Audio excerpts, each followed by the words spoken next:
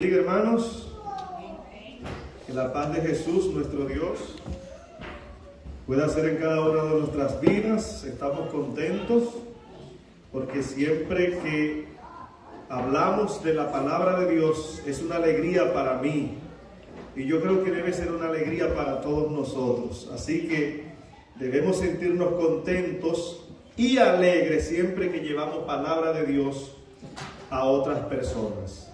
Antes de comenzar lo que vamos a ver, quiero decirles, mis hermanos, que lo que vamos a ver está dividido en tres partes. Primero vamos a ver qué dice la Biblia y el espíritu de profecía en cuanto a que el ser humano puede vivir sin cometer pecados. Primero vamos a ver esa parte. Luego vamos a ver, mis hermanos, que no solo dará cuenta a Dios, o no solo el ser humano dará cuenta a Dios por los pecados que cometa consciente, porque a veces decimos, bueno, yo sé que fallé al Señor en esto, en esto, en esto, y por tanto, si no me arrepiento, daré cuenta a Dios por esto. Pero a veces olvidamos o decimos que las personas que no conocían X cosa que no se debía hacer, no le dará cuenta a Dios porque no sabía. Solo daremos cuenta a Dios por los pecados que cometamos, que conozcamos. Entonces vamos a ver ese otro punto. También la parte final, vamos a ver cómo buscar una solución en cuanto a estos pecados que el ser humano comete aún desconociendo. Primero, en el libro de Apocalipsis, quiero invitarle, en el libro de Apocalipsis capítulo 3, Apocalipsis capítulo 3, verso 21 dice, Apocalipsis 3:21, si alguien lo consigue primero que yo, me puede ayudar. Apocalipsis 3:21 dice, y al que venciere, dice la primera parte, yo le daré que se siente conmigo, ¿dónde? En mi trono, así como yo también he vencido y me he sentado ¿con quién? Con mi Padre en su trono. Las primeras palabras de Jesús en esto que hemos leído es que Jesús está diciendo que el que venza va a tener ¿qué? Una recompensa. O sea que si nosotros no resultamos vencedores, no tendríamos ¿qué? Tal recompensa. Porque Jesús dice que el que venciere es que se va a sentar en su trono, así como Él venció y se sentó con su Padre en su trono. Hermanos, los seres humanos, cuando entregamos nuestra vida a Cristo, el Señor hace dos cosas en estas personas. Cuando nosotros entregamos nuestra vida a Cristo, el Señor lo primero que hizo fue imputar su justicia en nosotros. O sea, que siendo nosotros los pecadores más grandes, Jesús en ese momento nos declaró como limpio, sin mancha, como si nunca ¿qué? Como si nunca hubiésemos pecado. Pero no solo eso, hermanos, sino que aparte del Señor imputar su justicia, también ¿qué? La imparte. O sea que a partir de ese momento yo debo demostrarle a Dios que eso que Él imputó, yo lo empezaré a vivir hasta que Cristo venga en gloria.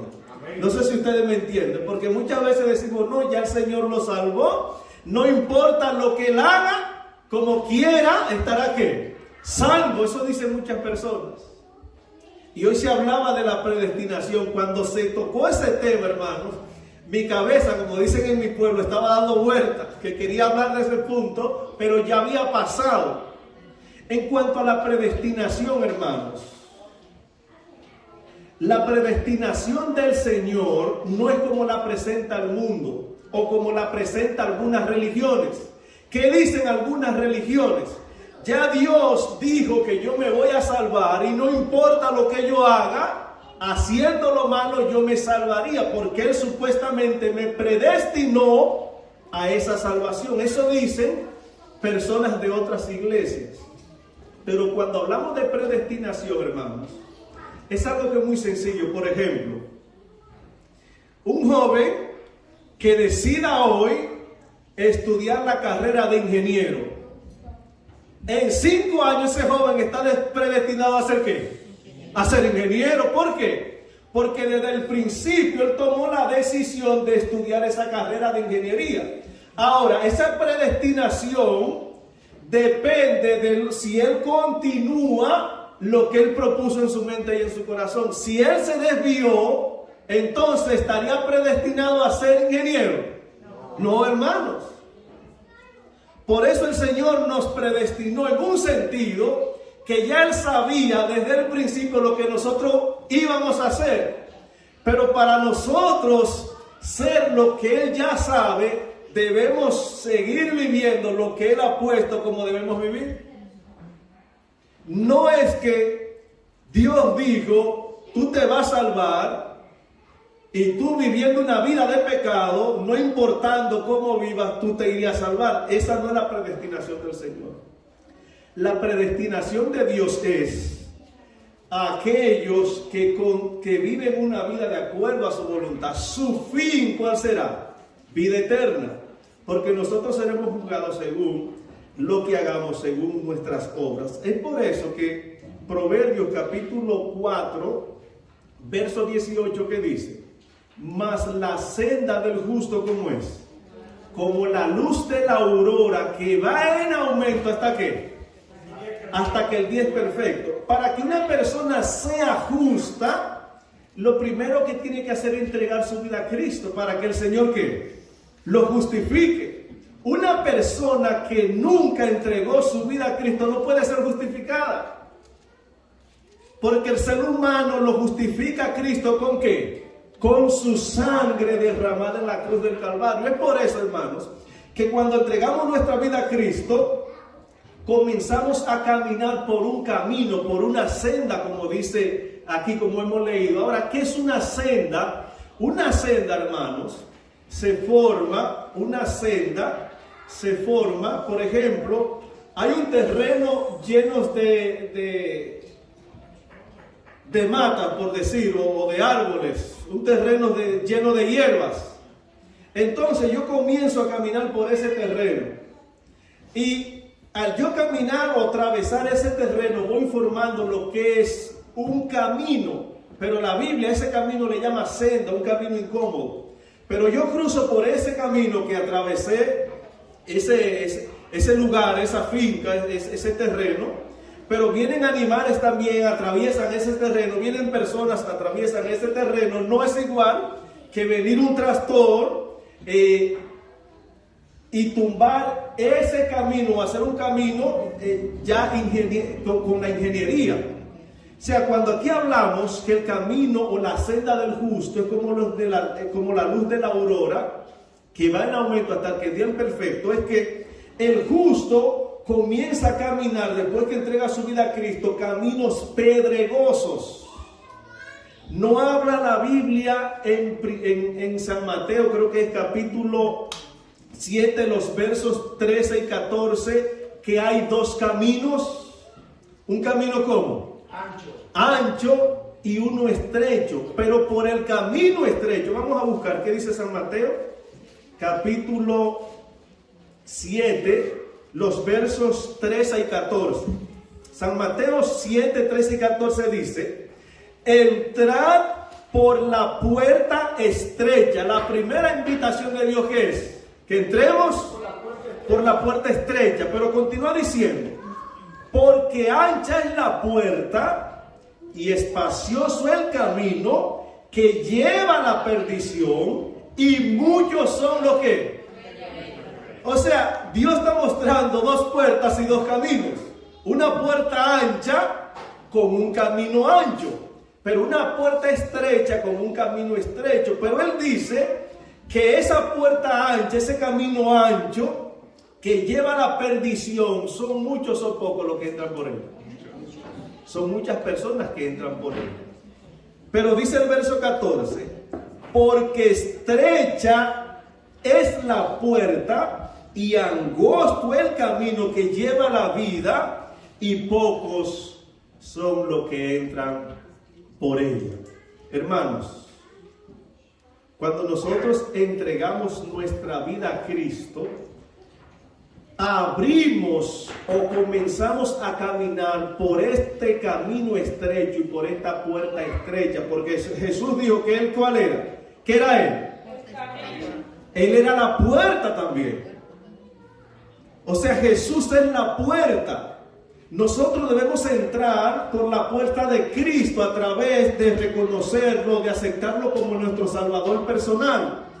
Pero debemos caminar por ese camino estrecho, que es el camino realmente que lleva a la salvación. Pero si podemos buscar la explicación, ¿qué quiere decir el camino estrecho? Ustedes tienen ideas. Que es que la persona que viva conforme a la voluntad de Dios va a encontrar dificultades en esta vida, ¿sí o no? Nos dice la Biblia que el que viva piamente en Cristo Jesús, ¿qué va a padecer? Ese es el que camina por el camino estrecho. Es por eso que este camino angosto, esta senda angosta es incómoda, porque el mismo espíritu de profecía dice que los que estén a favor de la verdad en el tiempo del fin andarán como si fuera en contra de la corriente. Usted sabe lo que es que hacia ti vengan 100 personas y tú solo vayas hacia allá. Es algo difícil. Hermanos, y leíamos en Apocalipsis, después que nosotros entregamos nuestra vida a Cristo, que comenzamos a caminar por el camino estrecho, la senda angosta, dice Jesús que es el vencedor. O sea, no terminó todo simplemente con yo entregar mi vida a Cristo. Yo debo ¿qué? Vencer. Porque Él dice que los que venzan son los que van a sentarse en su trono, así como Él venció. Hermanos, todo el que esté vivo cuando Cristo venga, todo el que esté vivo cuando Cristo venga, debe lograr 2 victorias. Debe vencer o triunfar 2 victorias. Si nosotros, hermanos, no logramos estas 2 victorias, no habrá tal predestinación para nosotros, porque no estaríamos andando conforme a la voluntad de Dios, y los que viven conforme a la voluntad de Dios son los que lograrán al final de esta vida estas 2 victorias. Ahora, ¿cuáles son estas 2 victorias que nosotros, los que entregamos nuestra vida a Cristo, debemos lograr cuando Cristo venga? En el libro de Apocalipsis, capítulo 15, Apocalipsis, capítulo 15, a partir del verso 2, o versos 2 y 3, las 2 victorias que nosotros debemos lograr, o los seres humanos deben lograr cuando Cristo venga. Dice Apocalipsis 15, 2. Y vi como un mar de vidrio mezclado ¿con qué? Con fuego. Y sigue diciendo, y a los que habían alcanzado la victoria ¿sobre qué? La muerte y el pecado. La bestia. ¿Qué dice aquí, hermanos? Dice aquí, los que habían alcanzado la victoria sobre la bestia. O sea que cuando Dios le muestra a Juan a través del ángel, Juan ve en el cielo ¿a quiénes? Los que lograron la victoria ¿sobre qué? Sobre la bestia. Y sigue diciendo, y sobre su imagen, y sobre su marca, y sobre el número de su nombre, en pie sobre el mar de vidrio, teniendo arpas de Dios. Y el verso 3 dice, y cantan el cántico de Moisés, siervo de Dios, y el cántico del Cordero, diciendo, grande y maravillosas son tus obras, Señor Dios Todopoderoso, justos y verdaderos son tus caminos, Rey ¿de qué? De los santos. Aquí vemos que a este grupo que Juan ve en el cielo cantaron ¿cuántos cánticos? El cántico de Moisés y el cántico de ¿quién? ¿Por qué cantaron estos dos cánticos? Porque lograron dos victorias, hermanos. Cada victoria tenía un cántico. ¿Por qué Moisés cantó un cántico? ¿O por qué el pueblo de Israel cantó un cántico cuando Moisés lo sacó de Egipto? Porque lograron la victoria ¿sobre quién? Sobre el faraón. Y cuando cruzaron el mar, cantaron este cántico que era un himno ¿de qué? De victoria. Que en el nombre de Jesús lograron vencer a Faraón y a sus dirigentes. Y aquí nos está diciendo Juan que también nosotros, ¿qué vamos a cantar? Vamos a cantar el cántico de Moisés, porque primero, aquí dice, lograremos la victoria sobre la bestia. O sea, hermanos, que el yo no permitir que se me ponga la marca en la frente o en las manos, eso me estaría dando victoria para yo reinar con Jesús en el cielo. Pero Jesús o Juan no se queda simplemente con la victoria sobre la bestia. Aquí dice, le hemos leído, que también iba a cantar el cántico del Cordero. ¿Por qué también cantaremos el cántico del Cordero, hermanos? Porque tendremos que lograr, hermanos, así como lograremos la victoria sobre la bestia y su imagen, tenemos que lograr la victoria sobre el pecado, que es lo que lamentablemente hoy no se predica. Hoy más bien se hace énfasis a que nosotros debemos vivir siempre pecando y pecando y pecando, y que estaremos pecando hasta que Cristo venga en gloria, hermanos. Si pensamos así, lamentablemente no iríamos al cielo que Jesús nos ha prometido. Porque va a llegar un momento que nosotros vamos a vivir sin intercesión, sin intercesor. Y si nosotros no tenemos a quien confesar nuestros pecados, porque no va a estar en el lugar santísimo, porque va a decir, hecho es, y continuamos pecando, ¿iríamos nosotros al cielo? Así que esa teoría se cae inmediatamente. Porque cuando Jesús diga hecho es, el justo, ¿cómo va a seguir siendo? El santo, ¿cómo va a seguir siendo? El impío va a seguir obrando ¿cómo? Impíamente. O sea que cuando Jesús termine de interceder, nosotros los seres humanos continuará siendo lo que eran antes de Cristo decir hecho está. O sea que si yo viví una vida consagrada a Dios, yo voy a seguir viviendo ¿qué? Esa misma vida consagrada a Dios. Pero si yo pecaba ocasionalmente, yo voy a seguir pecando ¿qué? Ocasionalmente. Es por eso que debemos lograr estas dos victorias: la victoria sobre la bestia y la victoria sobre el pecado. Yo quiero leerle una cita, hermanos,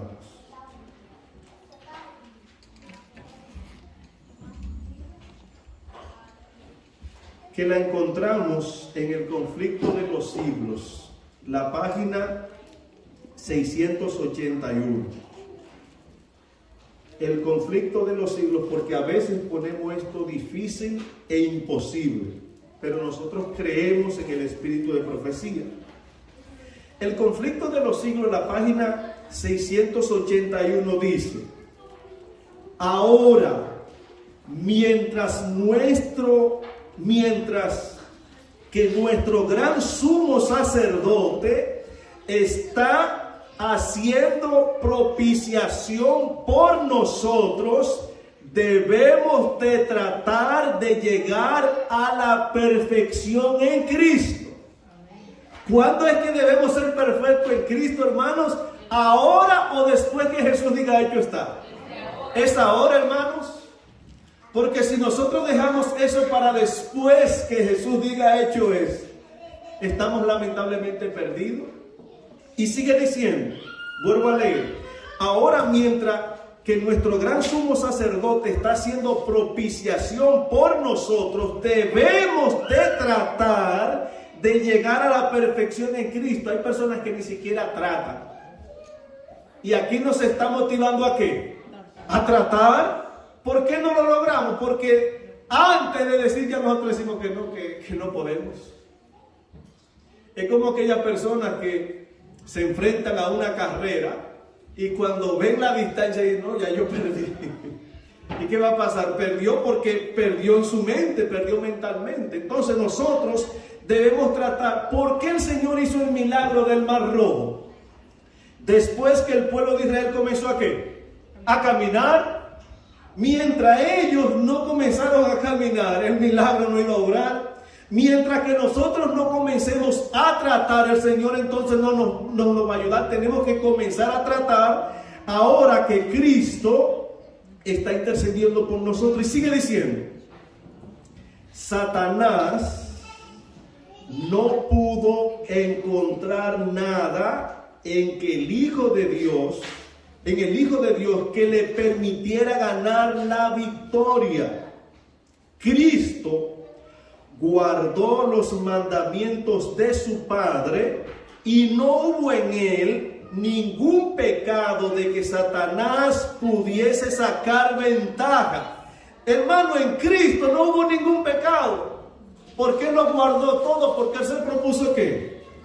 Guardarlo todo. Pero en una ocasión, cuando la situación estaba difícil para Cristo, que se enfrentaba ya a la cruz, a la muerte, dijo el Padre, si es posible, pase de mí ¿qué? Esta copa. Pero al final, ¿qué Jesús dijo? Pero que no sea ¿qué? Mi voluntad, sino la tuya. Cuando nosotros, hermanos, sometamos nuestra voluntad a la voluntad de Dios, vamos a lograr la victoria en todo. El problema está que entre comillas decimos que estamos haciendo la voluntad de Dios y cuando tenemos una situación difícil, al último que consultamos es a quién, al que supuestamente sometimos ¿qué? Nuestra voluntad. Y así nunca podremos lograr la victoria. Y así vamos a vivir pecando sin dejar de pecar. Ahora sigue diciendo que Satanás no pudo vencer a Cristo porque Cristo en ningún momento pecó, porque se propuso o guardó los mandamientos de su Padre. Pero mira lo interesante, cómo sigue diciendo. Oiga bien, en esta condición, así como Cristo estuvo, en esta condición es que deben encontrarse lo que ha de poder subsistir en el tiempo de angustia. O sea que así como Cristo vivió en esa misma condición, hermano, que debemos encontrarnos quiénes. ¿Estamos nosotros en esta condición, hermanos? Ahora que nuestro intercesor está intercediendo por nosotros. ¿Estamos nosotros realmente pidiéndole a Dios que nos ayude, nos dé la fuerza para vivir una vida conforme a su voluntad? Porque ahora es que debemos hacerlo. Porque va a llegar un momento que ya no podremos. Es por eso que no importa el lugar donde tú estés, tú puedes estar en el campo, debajo de la tierra, donde sea. Si tu voluntad no la somete a la voluntad de Dios, tú no vas a lograr ninguna victoria. Yo no voy a lograr ninguna victoria, porque el problema no es el lugar en sí, el problema ¿quiénes somos? Nosotros. El egoísmo lo vamos a llevar a donde quiera que nosotros vayamos, ya sea debajo de la tierra. O cuando Dios sacó a Lot de Sodoma y Gomorra, ¿no lo llevó a dónde? A un monte, a una cueva. ¿Y qué pasó allá en ese lugar, hermanos? Allá en ese lugar, las hijas, ¿qué hicieron con él? Le dieron vino, lo emborracharon y ambas vivieron ¿con quién? Con el padre. O sea que no es el lugar en sí, es yo tomar mi decisión de serle fiel a Dios, es yo someter mi voluntad a la voluntad de Dios. Si yo aquí, hermano, someto mi voluntad a la voluntad de Dios, cuando yo salga de aquí, donde quiera que yo esté, mi voluntad va a seguir sometida a la voluntad de Dios. Nosotros sabemos que la mejor vida es la vida del campo, no hay duda en eso. Allá que podemos contemplar toda la naturaleza. Pero ¿qué pasa si yo no tengo una decisión de serle fiel a Dios? No le seré fiel a Dios a donde yo vaya.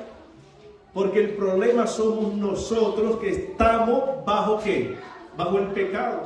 El problema no es el lugar, no son los árboles ni ninguna de esas cosas. El problema somos nosotros que estamos bajo el pecado y no queremos, lamentablemente, someter nuestra voluntad a la voluntad de Dios. Es como muchos cantantes, que ellos cantan a Dios las canciones que a ellos ¿qué? Les gustan. Esto es algo contradictorio, hermano. Ellos van a presentar una ofrenda, es como Caín y Abel. Ellos van a agradar a Dios con una ofrenda. Dios, que es a quien ellos van a ofrendar, pide que es la ofrenda que se le van a dar. Pero cuando van a ofrendar, ellos quieren dar a Dios lo que ellos quieran, no lo que Dios estaba pidiendo. Y esa es la situación que tenemos. Que los cantantes quieren cantar a Dios lo que Dios ha dicho que no le canten. Y piensan que Dios está aceptando esa adoración. Y no es así, hermanos. Nosotros debemos consultar a Dios y decirle a Dios, ¿qué quiere que yo te dé, Señor? ¿Cómo usted quiere que yo le adore? ¿Cómo usted quiere que yo le alabe? Pero no poner mis gustos o ajustarle, como dicen en mi campo, ajustarle mis gustos, ajustárselo a Dios. O Señor, usted tiene que aceptar mi gusto, porque esto es lo que me gusta y esto te doy. ¿Y qué pasó con Caín por eso? Su ofrenda no fue agradable a los ojos de Dios y fue rechazada. Así mismo, literalmente, nuestras ofrendas serían también ¿qué? Serían rechazadas, aunque no veamos a Dios visiblemente rechazando esa ofrenda, pero serían también rechazadas. Hay otra cita, hermanos, que nosotros debemos de lograr esta victoria y Cristo la ha puesto para que la logremos. En el deseado de todas las gentes, la página 625. Deseado de todas las gentes, la página 625 dice: Cristo ha dado su espíritu como poder divino para vencer todas las tendencias hacia el mal, hereditarias y cultivadas. Hermanos, el Espíritu Santo que Cristo nos los ha dado, aquí dice, para que nosotros logremos la victoria, tanto heredadas como cultivadas. ¿Qué decimos muchos? Es que yo tengo ese carácter porque yo salí de mi papá. Mi familia, todos son así, por tanto yo soy como. O sea, eso que heredamos, que es una realidad, hermanos, eso que heredamos, esa mala actitud, esa mala forma, nosotros decimos, es que yo lo heredé, y buscamos tal justificación para seguir ¿qué? Seguir de la manera que somos y no cambiar. Pero no solo esto, hermanos, sino que decimos, no, lo que pasa es que yo vivo en la ciudad de Nueva York. Y en Nueva York esta es la cultura, esta es la forma, y me expreso, hago esto porque ya esta cultura me ha influenciado y por tanto ¿qué? Yo actúo o hablo así porque así es que habla todo el mundo. Y aquí hemos leído que Cristo ha dado su espíritu como poder divino para vencer todas las tendencias hacia el mal, hereditarias y ¿qué? Y cultivadas de la cultura. No es que esta es la moda y así es que vestimos aquí, hermanos. Dio su Espíritu Santo para que nosotros podamos vencer esa cultura, esa forma como los demás que actúan y visten y hablan. Ahora, ¿por qué no lo logramos, hermanos? Porque lamentablemente decimos que hemos sometido nuestra voluntad a la voluntad de Dios y en realidad ¿qué ha pasado? Cuando llega el momento de enfrentar lo que Cristo enfrentó. Señor, pero si es posible que pase de mí, ¿qué? Esta copa. O sea, déjame vivir mi vida aquí, porque nosotros debemos disfrutar el mundo y también disfrutar las cosas celestiales. No, hermano, no es así. Debemos siempre someter nuestra voluntad a la voluntad de Dios para que podamos lograr esta victoria. Hermanos, nosotros nos estamos preparando para ir al cielo. Y el Señor está hablando estas cosas para que nosotros tratemos de trabajar en nuestras vidas individuales. No nosotros, no, es que mi esposa, no, olvídese de su esposa. Pensemos en cada uno individualmente, porque su esposa tiene que hacer lo mismo que usted debe de hacer. Nosotros debemos pedirle a Dios, hermanos, ya que estamos en los últimos días de la historia de este mundo, pedir que nos ayude a moldear nuestro carácter.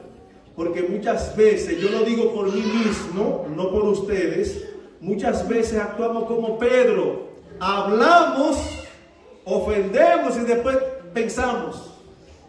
Y después, como dicen en mi país, después que metemos la pata, entonces tratamos de justificar la pata que hemos metido, en vez de sacarla y pedir perdón. Y así no podremos lograr nada. Ahora, en 1 Corintios, hermanos, ya sabemos que debemos lograr estas dos victorias. Ahora, en 1 Corintios, capítulo 10, verso 13, que fue nuestra lectura bíblica, 1 Corintios, capítulo 10, el Señor nos va a seguir hablando que no hay justificación para actuar o seguir pecando. 1 Corintios, capítulo 10, verso 13 dice, 1 Corintios 10, 13, no nos ha sobrevenido ninguna tentación que no sea que, dice el apóstol Pablo. Hermanos, hay algo aquí que yo quiero tratar.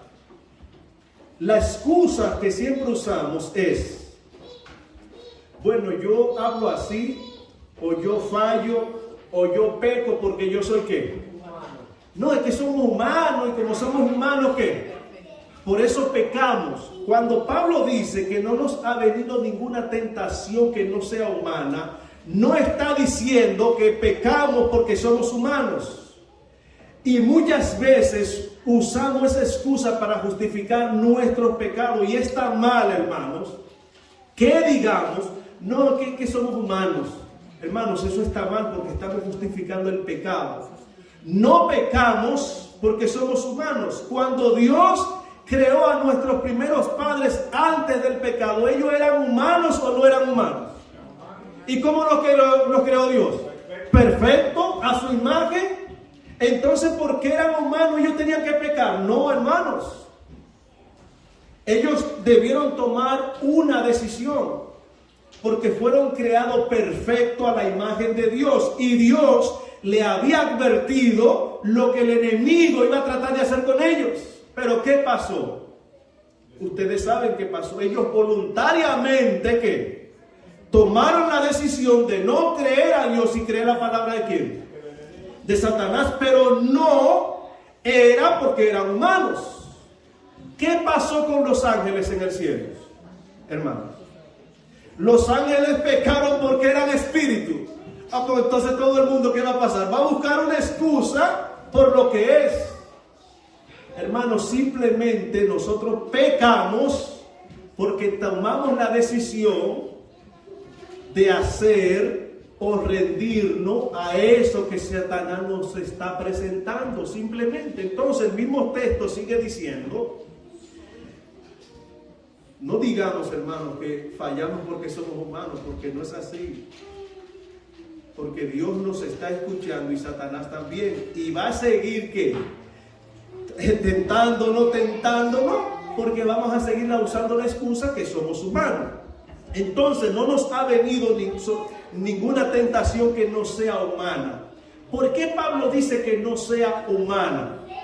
Pablo emplea la palabra humana aquí, hermanos. Es porque después que nuestros primeros padres pecaron, nosotros tenemos la tendencia ¿a qué? No solo a justificarlo, tenemos la tendencia al pecado. Todos tenemos la tendencia al pecado porque todos nacimos bajo ¿qué? Bajo el pecado. Ahora, porque tengamos la tendencia al pecado, no justifica el pecado. Porque nosotros hayamos nacido pecadores, cuando pecamos no es que vamos a tener excusa ante Dios. O sea, aunque crezcamos o nazcamos siendo pecadores, lo que nos hace culpable ante Dios es cometer ¿qué? El hecho. Por ejemplo, un niño que sus padres sean cristianos y tenga quizás 2 años o 3, sus padres son cristianos. Ese niño, aunque no se haya bautizado, aunque quizás no viva una vida pura como vive el padre, ese niño va a dar cuenta a Dios según la fe de sus padres, no por lo que ellos hagan directamente. Ellos sí nacieron bajo el pecado, pero su salvación hasta que llegue a una edad donde ellos puedan saber lo que están haciendo, va a depender de la fe de sus padres. Y Elena White habla de esta situación en muchos textos, en el espíritu de profecía, que los niños se salvan según la fe de sus padres. Entonces, Dios no va a condenar a este niño porque este niño nació y como nació siendo pecador, inmediatamente como es pecador va a ir al fuego. No, este niño es salvado según la fe de ¿quiénes? De sus padres. Porque según son sus padres, ese niño va a ¿qué? Es como los niños del mundo. Como sus padres sirven a Satanás, ¿a quién usted cree que va a servir ese niño? A Satanás. Ahí está una vez más la predestinación. Ellos van a seguir haciendo lo que sus padres ¿qué? Lo que sus padres hacen. Y es por eso que en una ocasión Dios mandó a matar a los niños de ¿qué? Los niños de pecho. Cuando el Señor mandó a Esaú, que le dijo que no perdonara nada, que eliminara todo, ¿o ustedes no han leído que el Señor mandó a matar a estos niños también? ¿Por qué lo mandó a matar? ¿Por qué en Sodoma y Gomorra cayó fuego eterno, tanto para los adultos como los niños de pecho? Porque los niños de pecho iban a continuar haciendo lo que hacían ¿qué? Sus padres. O sea, la predestinación de ellos era seguir haciendo lo que sus padres hacían. La predestinación de los hijos de los padres cristianos es seguir haciendo lo que sus padres ¿qué? Lo que sus padres hacen. Entonces no nos ha venido ninguna tentación que no sea humana, pero fiel es Dios, escucha bien, que no dejará ser tentados más de lo que podrá resistir. Otra solución más. Si a mi vida llega una situación difícil, hermano, si a mi vida llega una prueba, Dios sabe que en su nombre yo voy a ¿qué? Yo voy a vencer, porque Dios no está mintiendo. Si Él dice que Él no va a permitir algo que no podamos resistir, ¿usted cree que Dios va a dejar que Satanás haga lo que quiera con nuestras vidas? ¿Por qué muchas veces fallamos a Dios? ¿Por qué muchas veces caemos en la tentación? Porque no queremos someter nuestra voluntad a la voluntad de Dios. Porque si cuando llega a esa situación, hermanos, nosotros actuáramos como debemos actuar, en el nombre de Jesús vamos a ser más que vencedores. Podemos decir lo mismo que hizo Cristo: Padre, si es posible, mira esta situación, yo sé que yo no puedo, pero que sea que tu voluntad, no la mía. Y ahí es donde está la situación de nosotros, que nosotros queremos someter nuestra voluntad a la voluntad de Dios. Y dice: Dios es fiel, que no os dejará ser tentado más de lo que podráis resistir, sino que dará también juntamente con la tentación la salida para que podáis soportar, hermanos. Así como llegó la tentación a mi vida, así mismo Dios dio la victoria ahí al lado. Lo que pasa es que nosotros no queremos creerle a Dios, hermanos. No hemos querido tomar decisiones de fidelidad a Dios. Si nosotros lo hacemos, vamos a lograr lo que Jesús logró. Y Jesús dijo muy claro, como leímos, que los que van a sentarse en el trono, así como Él se sentó, son ¿quiénes? Los vencedores, hermanos. Y ya hablamos cuáles son las dos victorias que debemos lograr. La de la marca de la bestia, que es muy fácil. No, yo no voy a permitir que se me ponga Eso es lo que pensamos todo el mundo. Cuando se venga la ley dominical, hermano, como dicen los colombianos, ¿cómo cuando se venga o cómo se venga? No, hermanos. Si nosotros ahora, con este pequeño virus que anda por ahí, estamos siendo arrodillados por simplemente no poder comprar o no poder vender, ¿qué usted cree que sería cuando venga la ley dominical? Porque muchas veces pensamos, no, que eso será fácil, que lo vamos a lograr fácil. Sí será fácil, hermanos, para aquellos que le sean fieles a Dios. Al que no le es fiel a Dios, hermano, todo va a ser difícil para él. Porque el que le es fiel a Dios va a decir, como dijo Pablo, para mí el vivir, ¿quién es? Pero el morir, ¿qué es? O sea que si a mí me matan por serle fiel a Dios, yo estaría ¿qué? Ganando, hermano. Pero cuando llega la situación, no. Pensamos en seguir viviendo como aquel señor que el Señor le dijo que preparara su casa porque iba a ¿qué? Porque iba a morir. Pero él se puso a llorarle al Señor que no quería eso que iba a venir. ¿Y qué pasó después que el Señor le dio, creo que 30 años más de vida? Lamentablemente se perdió. Porque él no entendió que el morir en Cristo, ¿qué es? Nosotros sabemos que la muerte es un intruso, hermanos, pero el morir en Cristo es ganancia y debemos estar claros de esto, porque antes que la humanidad experimente la angustia de Jacob, los hijos de Dios van a experimentar lo que el espíritu de profecía le llama el tiempo de angustia previo, que es un corto periodo de tiempo, hermanos, donde se va a derramar el Espíritu Santo, donde se dará el fuerte pregón y donde la humanidad tendrá la última oportunidad de salvación. En ese pequeño periodo de tiempo, el tiempo de angustia previo, hermanos, según San Mateo capítulo 24, los versos creo que son 9 y 10, ahí se va a completar el número de los mártires según Apocalipsis. Porque todavía el número de los mártires no se han completado. Y en ese pequeño periodo de tiempo, porque muchas veces mencionamos el tiempo de angustia de Jacob, que no va a haber muerte, porque el Señor tendremos la protección de Dios, aunque siempre tenemos la protección de Dios, pero en el tiempo de angustia de Jacob no va a haber muerte. Pero en el pequeño tiempo de angustia, hermanos, nosotros debemos estar preparados, porque ahí sí va a haber muerte. Y muchas veces pensamos que no, que eso no va a venir. Judas capítulo 24, Judas 1:24 dice, Judas 1:24 dice, alguien que me ayude leyendo Judas 1:24, antes de Apocalipsis.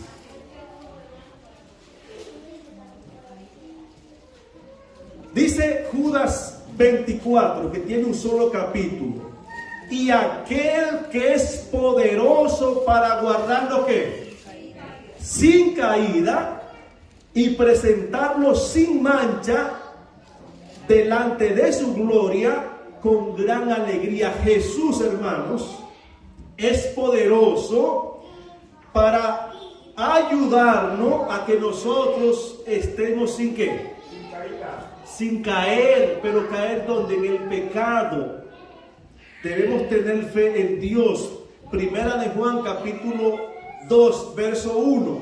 De este texto lamentablemente solo usamos la segunda parte, nunca usamos la primera.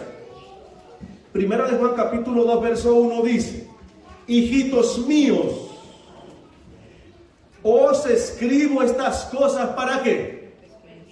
¿Para qué se nos escribieron, hermano, esto? ¿Y por qué seguimos pecando entonces? Esto se nos escribió para que nosotros, ¿qué? No pequemos. Y la pregunta, ¿por qué entonces seguimos pecando? ¿O acaso nadie va a lograr la victoria? Pablo en una ocasión dijo que lo bueno que él quería hacer, ¿qué pasaba? No lo hacía, más lo malo que aborrecía, ¿eso qué?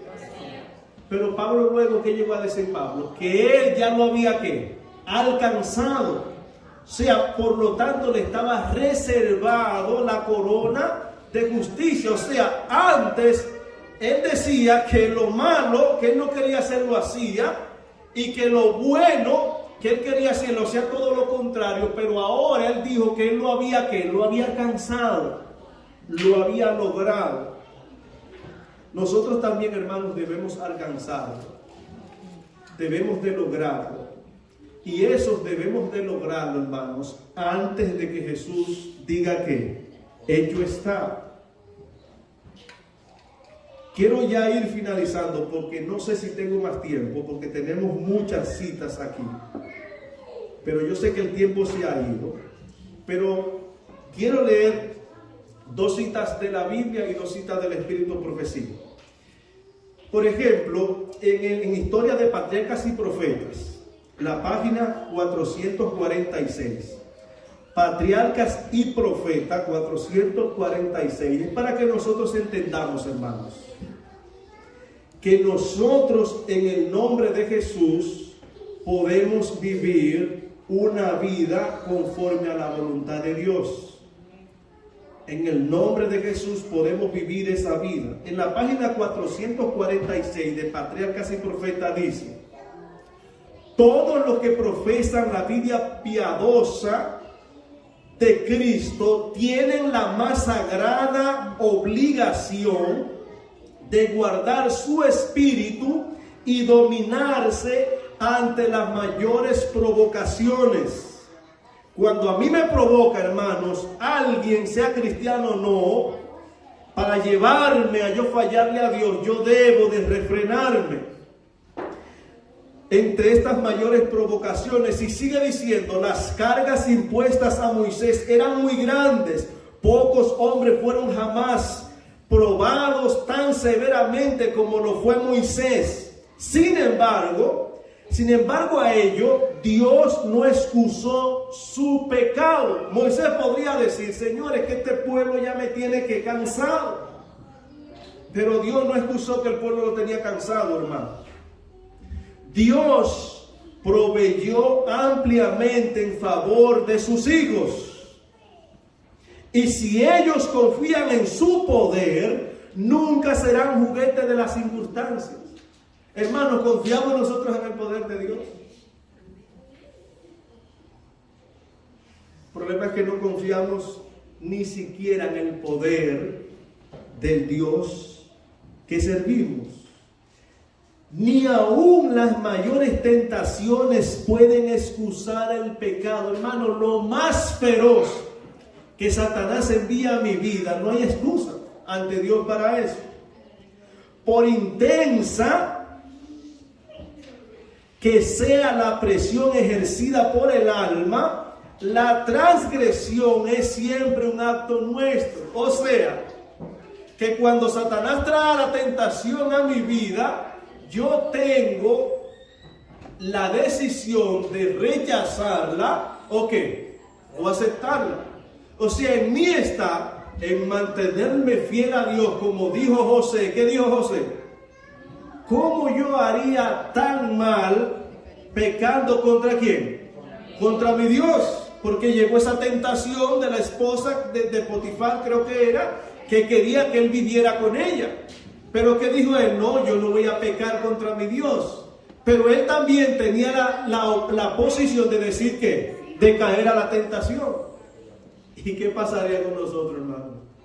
Los varones, que estando nosotros casados, venga una Miss Universo que nos atrape en un lugar donde no haya nadie, donde esté oscuro, y que sea un modelo como los seres humanos la sueñan, ¿actuaríamos nosotros como José? Porque es muy bonito que Cristo viene, que debemos prepararnos, pero a la hora de la verdad, ¿actuaríamos nosotros como José? Nada de lo que Satanás envía a nuestras vidas, aunque, escucha bien, aunque esa sea nuestra debilidad, es preciso que Satanás no venza. Aunque seamos débiles en X o Y punto y Satanás nos ataque por ahí, no hay razón, aunque seamos débiles, de caer en esa tentación, porque el Señor nos ha dado la victoria. No puede la tierra ni el infierno obligar a nadie a pecar, hermanos. Satanás, usted no lo puede obligar a pecar. Satanás a mí no me puede obligar a pecar. Yo peco porque yo tomé la decisión de ¿qué? De pecar. Porque todos es echarle la culpa a quién.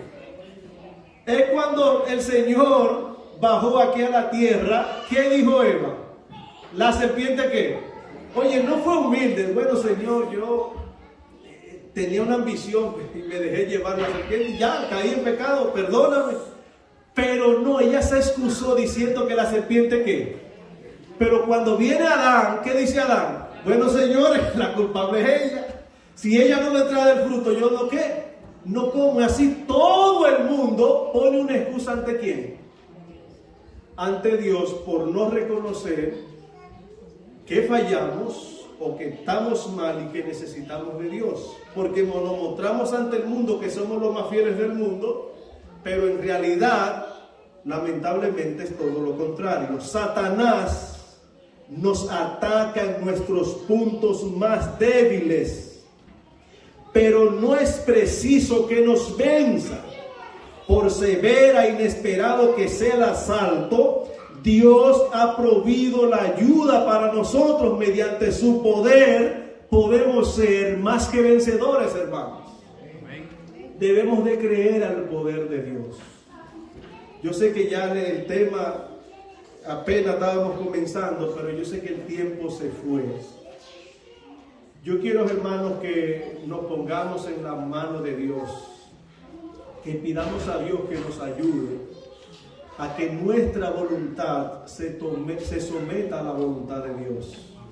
Que seamos como José donde quiera que estemos, que seamos como Daniel donde quiera que estemos, aún en Babilonia siendo esclavos, aún aquí en Nueva York donde están las mayores provocaciones y tentaciones, serle fiel a Dios aquí, o ya sea en el monte o donde sea, pidamos a Dios que nos dé la fuerza para vencer.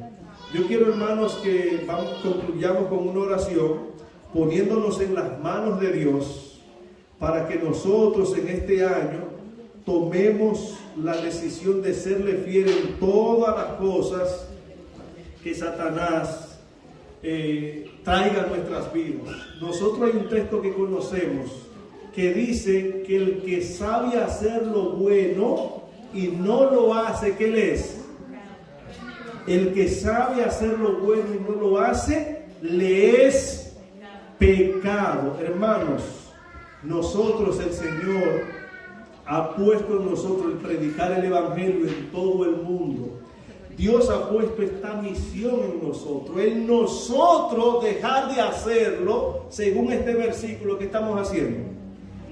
Estamos pecando porque el hacer lo bueno, que es predicar el Evangelio en todo el mundo, y dejar de hacerlo, estaríamos cayendo en ¿qué? Lamentablemente estaríamos cayendo en pecado porque no estaríamos cumpliendo la misión o el mandato que Jesús nos ha llamado. Vamos a estar de rodillas para entonces concluir con una oración.